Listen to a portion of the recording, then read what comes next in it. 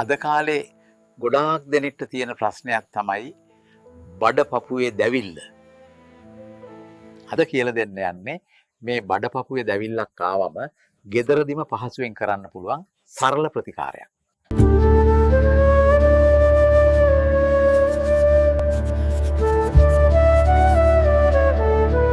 වරාදොලේ වෙදගෙදර පරපුරෙන් පැවතෙන හෙළ වෙදකමේ මහිමය.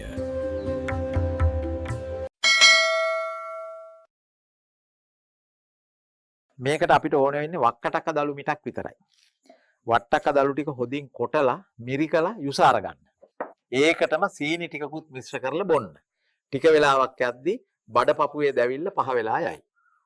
මේ වගේ තවත් බෙහෙත් ගැන දැනගන්න නම් පහළ තියෙන subscribe button එක ඔබලා අපේ වෙදගෙදර සමාජිකයෙක් වෙන්න. බෙල් එකත් එබුවොත් ඉක්මනටම ඔයාලට මම දාන වීඩියෝ බලන්න පුළුවනවා. සියලු දෙනාටම නිරෝගී සුව.